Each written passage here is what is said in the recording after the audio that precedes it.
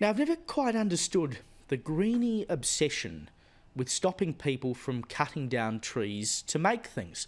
Surely timber is the ultimate renewable resource because it does quite literally renew itself. You knock over a tree, chop it up into useful pieces, then you plant another one in the ground and let it grow back. Incredible!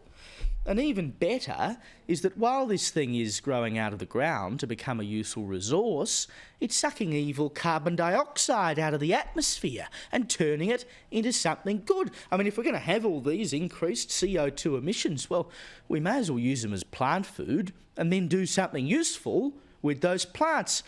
But as you might be aware, Daniel Andrews is putting an end to native forestry in Victoria at the end of the year.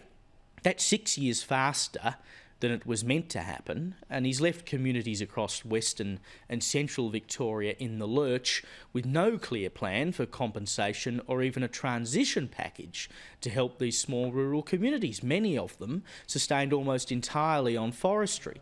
One of the councils that will be most hurt by all of this, Wellington Shire, recently went off to Canberra to meet with the PM to plead with him for some kind of help.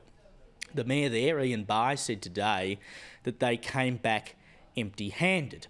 Now, when Andrews first flagged at the end of 2019 that native forestry would end by 2030, he announced that there would be $120 million worth of funding available for timber communities to help retrain and transition workers into other jobs. Then in May this year, he said, nope, it'll be all over by the end of the year.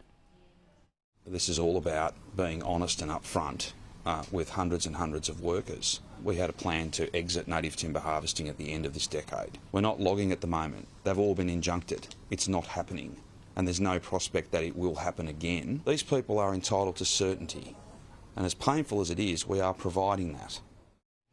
They're entitled to certainty, Mr Andrews says, but these communities are yet to see a single cent of support.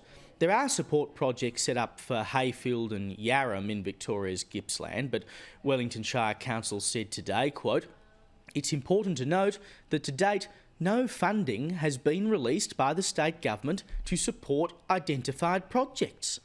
Daniel Andrews, what are you doing? You've given in to the greenies, you're shutting down native forest logging 6 years early, and you're as good as telling hard-working rural Victorians to get nicked. You've basically shut down their industry and put them out of work overnight. I mean, these are people who are already struggling with the cost of living, just trying to put food on the table and look after their families, and you've pulled the rug out from underneath them, and you don't even have the decency to expedite some support so they can retrain and get new jobs.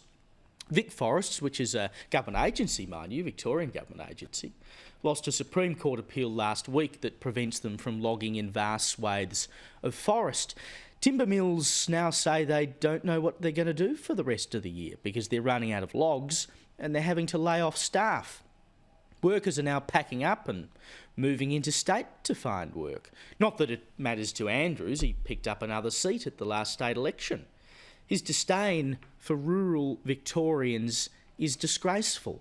There's another 6 months to go until you kill the industry entirely. Surely you're not going to make them wait a full 6 months and they go, oh, well, maybe now we'll give you some support so you can go and get another job. It's too late by then. Most of them are already out of work.